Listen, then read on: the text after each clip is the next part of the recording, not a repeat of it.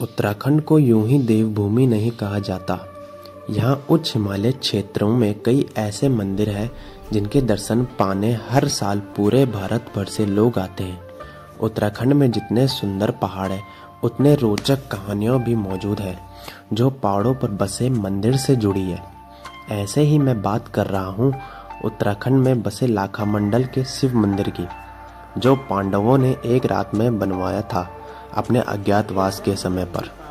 और अज्ञातवास के समय कौरवों ने इसी जगह पर लक्ष्य ग्रह में बंद करके उन्हें मारने की साजिश रची थी। तो गुड मॉर्निंग गाइस, क्या हाल? होप सब बढ़िया। तो पिछली वाली वीडियो में आपने देखा होगा कि हम हनौर आ रखे थे मासू देवता के पास और रात को हमने यहीं स्टे किया। तो यहीं पे 50 रुपये में बिस्तरा वगैरह खाना पीना सभी उसी में मिल गया था, एक बंदे के लिए 50 रुपये। तो अभी हो रहे हैं 7 बज गए, तो अभी अंदर दर्शन करेंगे हम, फिर निकलते हैं हम यहाँ से। तो जी दर्शन हमने कर लिए, एक बार आप भी कर लो। तो यहाँ से अभी हम पुरोला के लिए जा रहे हैं, फिर वहाँ से नौगांव, उसके बाद आपको बताते रहेंगे। तो पहले यहाँ से निकलते हैं हम। जय मासू देवता। तो जी ये निकल गए हम यहाँ से मासू देवता से।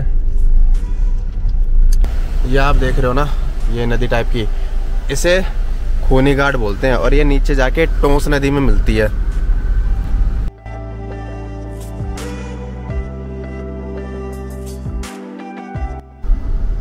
तो गाइस वो देख रहे हो ना आप, वहाँ पे एशिया के सबसे बड़े पेड़, उसकी समाधि है वहाँ पे।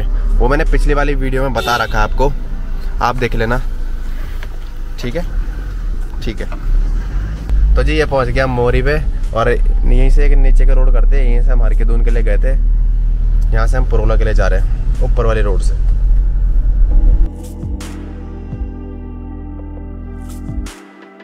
तो यहाँ पे हम रुक रखे हैं थोड़ा सा, अब यहाँ पे थोड़ा पेट पूजा करते हैं, खाना बनाते हैं। और यहाँ का जो कुछ ऐसा है, जंगल जंगल जंगल जंगल। और यहीं पे हमने वहाँ पे जब हम जा रहे थे ना, वहीं पे खाना बनाया था, फिर से हम यहीं पे रुक गए। भाई साहब जिस जगह हम गए थे ना, वहाँ क्या सीन था कि चीड़ के पेड़ के मकान बन रखे वहाँ, मतलब सीमेंट बहुत कम यूज़ हो रखा, लकड़ी लकड़ी का मकान, और ऐसे ऐसे कारीगरी कर रखे ना, बहुत ज़बरदस्त। पिछली वाली वीडियो में देखना, मैंने बता रखा है उसमें। यहाँ पे भी खाना बनाए रहते हैं, और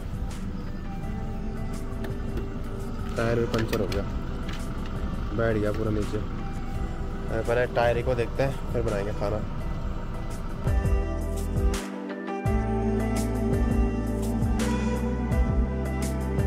तो बन गया ओट्स, और ये बन रही है चाय। तो पहले ओट्स खाते हैं, फिर आपसे मिलते हैं, ठीक है? अब निकलते हैं यहाँ से, बहुत टाइम लगा लिया यहाँ पे। ये वाला नज़ारा कुछ ज़्यादा ही खींच रहा है मुझे अपनी तरफ। हाँ, ये वाला बहुत प्यारा नज़ारा है। सामने वो दिख रहा है, वो नौगांव है, और उसके अपोजिट में रुके हैं यहाँ पे। ये वाला मुँह हाथ होता है, बोरिंग से शकल हो गई, अब तो इसे फ्रेश बनाते हैं। तो भाई अब फ्रेश सा लग रहा है, मस्त। तो अब निकल रहे हैं हम यहाँ से सीधा लाखामंडल के लिए। सीधा नहीं, थोड़े से आगे बैंड में होंगे, सीधा तो नहीं जा सकते हम। तो जी नौगांव से आगे आ गए, और यहाँ से हमने कट लेना है। ये गेट दिख रहा है जो आपको बड़ा वाला, ये लाखामंडल को जाएगा। ये ऊपर बोर्ड भी लिखा हुआ है, यहाँ से है 5 किलोमीटर दूर। ये देखो, ये वाला बोर्ड दिख रहा होगा आपको, और ये हमने नीचे को कट लेना है यहाँ से।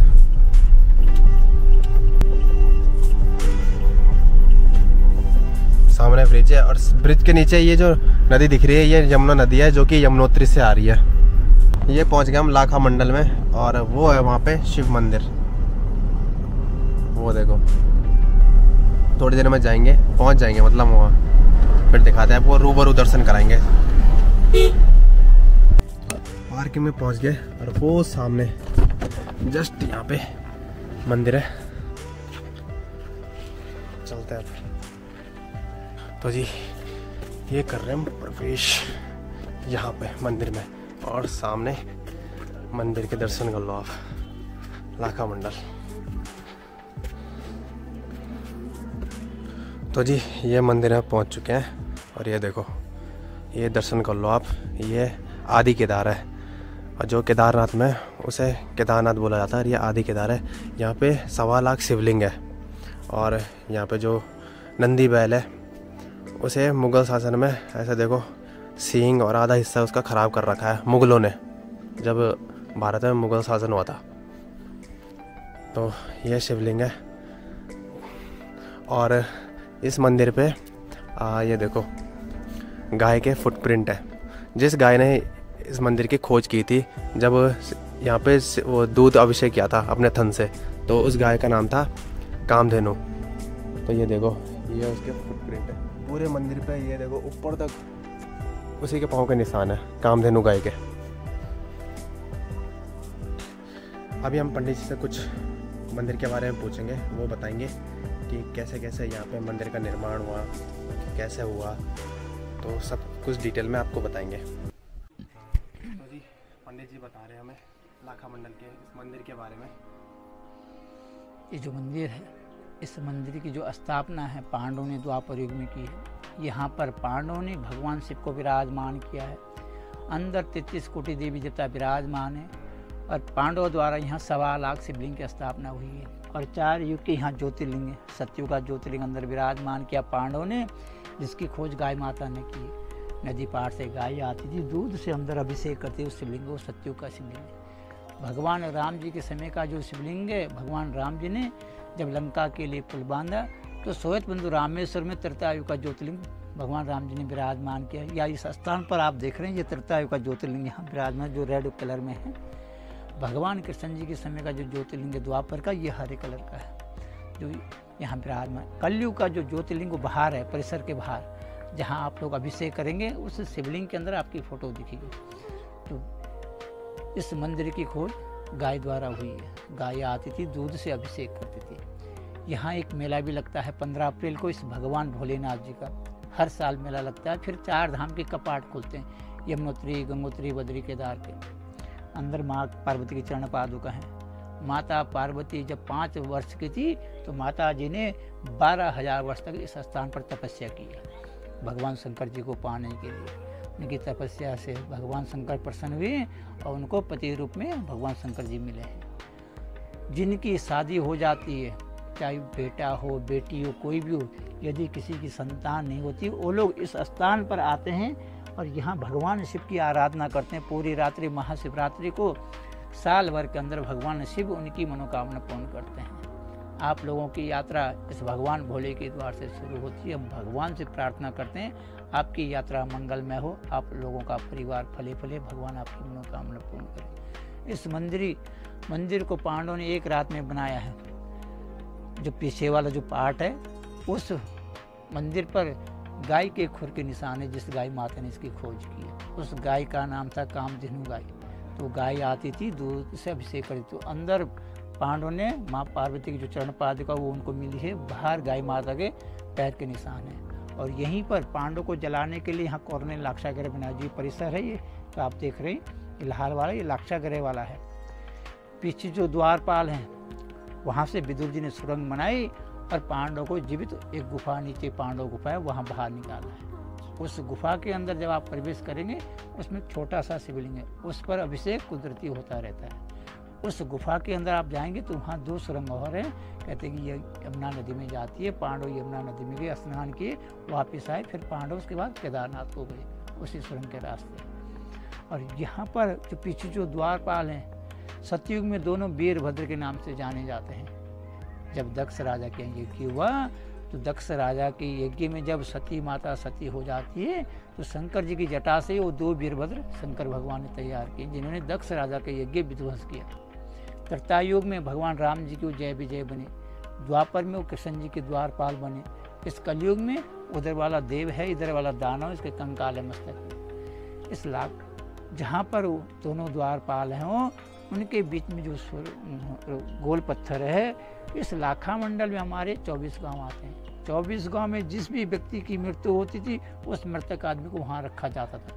फिर पंडित जी गंगा यमुना जल लाकर मंत्रों का उच्चारण किया, जैसे जल का छेड़ा मारा, प्राणी 2 पल के लिए जीवित होता था। तब पंडित जी के हाथों उसकी पितृ पूजा होती थी, फिर उसे बैकुंठ की प्राप्ति होती है। तो यहाँ आने से आप लोगों के जो पूर्वज हैं, चाहे वो किसी भी अवस्था में गुजरे होंगे, उनको भगवान शंकर परम वैकुंठ की प्राप्ति हो जाती है भगवान शंकर के दरबार पर आने से, और पितरों का उद्धार होता है। भगवान शंकर भक्त की मनोकामना पूर्ण करते हैं। वहीं से फिर पांडव लोग आगे निकले, और ये जो 5 पांडव हैं, जो बड़ा शिवलिंग आप देख रहे हैं, बीच में जो बड़ा जो शिवलिंग है, ये धर्मराज युधिष्ठिर महाराज जी हैं। इसके जो 4 स्तंभ है, अर्जुन, भीम, सदैव, नकुल, 5 भाई विराजमान।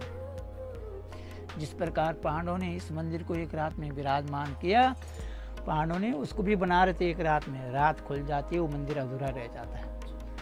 कलयुग के 4 चरण हैं, अभी पहला चरण समाप्त है, दूसरा चरण शुरू है। जब बल घोर कलयुग आएगा तो मनुष्य के लिए अन्न नहीं होगा। तो उस स्थान पर पांडवों ने मनुष्य को जीवित रखने के लिए भंडार भरा हुआ, उसके नीचे इतना भंडार है कि पूरे जगत का कल्याण होगा। उसके बाद सत्युग प्रारंभ होगा। आप परिसर में जब घूमेंगे, परिसर में 200 मीटर के अंदर इस लाखा मंडल में आज भी खुदाई होती है, तो ज्योतिर्लिंग यहाँ निकलते रहते हैं, जो 1.25 लाख शिवलिंग की स्थापना की आज भी निकलते रहते हैं। आगे महाकाली हैं, जैसे जब 2020 में जब कोरोना हुआ तो उस माँ की कृपा से ये गांव, ये क्षेत्र, यहाँ पर किसी को कोरोना नहीं हुआ। तो उस माँ के दर्शन करने से जो है भगवान माता भक्त की रक्षा करती है, जो वहाँ आते हैं उनके ऊपर उसकी कृपा बनी रहती है।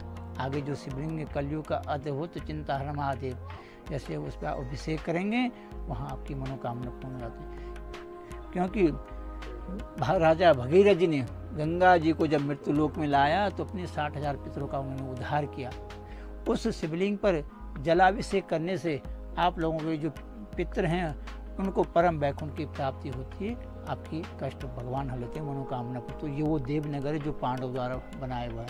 आप यहाँ परिसर में जो मूर्तियाँ देख रहे हैं, ये 33 कोटि देवी देवता अंदर विराजमान के पांडव ने, जितने भी यहाँ पर शिवलिंग है ये सब पांडव द्वारा स्थापित है। इसका वर्णन जब केदार कंठ का अध्याय चलता है, शिव पुराण में लिखा हुआ है साफ शब्दों में, मध्य हिमालय पांडवों ने यमुना तट के किनारे भगवान शिव की स्थापना की, जहाँ संपूर्ण देवी देवता हैं, 1.25 लाख शिवलिंग है। जो भक्त उस देवनगर के दर्शन करते हैं, भगवान शंकर उनकी मनोकामना पूर्ण करते हैं और उनके पितरों को परम मोक्ष की प्राप्ति होती है। तो ये वो देवनगर है जो पांडवों ने बनवाया है। यहाँ के दर्शन करने से जो आपकी यात्रा सफल होती है और आपकी मनोकामना पूर्ण होती है। मैं पंडित श्री केशव राम शर्मा जी, लाखा मंडल, हम यहाँ पुजारी हैं।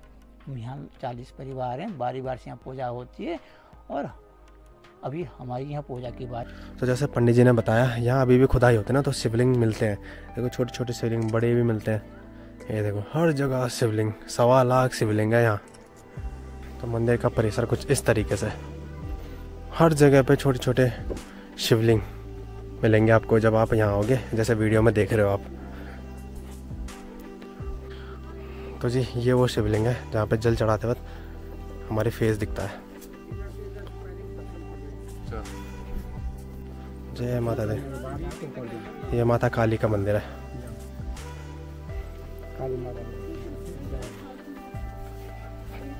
जय हो। तो जो शिवलिंग मैंने आपको बताया ना, वो कलयुग का शिवलिंग है और जब खुदाई हुए थे तो वहीं पे निकला था। और जितनी मतलब जब आप इसमें जल चढ़ाओगे तो क्या सीन है कि यहाँ पे आपकी तस्वीर दिखेगी। कलयुग का 4था शिवलिंग है ये। तो मंदिर के दर्शन कर लिए हमने और ये आप भी कर लो एक बार फिर से। ये है लाखा मंडल। यहाँ अभी भी खुदाई होती है ना, तो अभी भी वहाँ शिवलिंग निकलते हैं। तो दर्शन करके हम निकलते हैं यहाँ से। हर हर महादेव। अब यहाँ से हम निकल रहे हैं, दर्शन कर लिए। अब देखो अब भूख लगने लग गई, कहाँ पे खाया जाएगा। तो जी जैसे पंडित जी ने बताया था ना आपको कि ये ऊपर से जब पांडव यहाँ पे आए थे तो उन्हें यहाँ से निकाला गया था और इस गुफा से निकाला गया था। अंदर शिवलिंग है, ये देखो ये गुफा है, प्राचीन पांडव गुफा। और ऊपर देखो गणेश भगवान की मूर्ति भी लग रखी है ऊपर, भरवानी नहीं। अंदर भी एक शिवलिंग है। लाखा मंडल में शिवलिंग दिखना आम बात है। तो लाखा मंडल से आ गए और यहाँ पे थोड़ा गाड़ी रोक रखी है, थोड़ा मतलब खाना बनाने के लिए। खाना बना रहे अंदर, देखो खाना खा के फिर निकलेंगे यहाँ से। तो अभी पहले खाना बनाते हैं फिर मिलता है आपसे, मतलब खाना खा के भी फिर मिलेंगे। तो खाना भी खा लिया, मस्त ढंग से पेट भर गया। हमारे समझ में नहीं आ रहा है जाना कहाँ है। नेक्स्ट कहाँ पे रुके हम आज रात, क्योंकि हमारे पास 2 दिन पड़े हुए हैं। देखो अभी कहाँ जाते हैं। तो अभी ना जहाँ पे मैंने पिछले अभी गाड़ी रोकी थी, यहाँ पे खाना खाया था, वहाँ से सीधा आए हम और अब पहुँचने वाले हैं मसूरी। मसूरी बस पहुँच ही गए, एकदम से प्लान बना हमारा मसूरी का। और इसके बाद अब नीचे देहरादून की तरफ निकलेंगे। तो ये है मसूरी का मार्केट, बहुत कोहरा लगा हुआ है यहाँ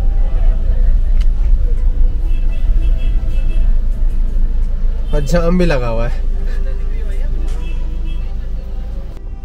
तो जी वो देख लो ना आप रोड, ये माल रोड के लिए जा रही है और हमें नीचे वाली रोड पे जाना है। वो देखो जाम इतना भयंकर लगा पड़ा ना यहाँ।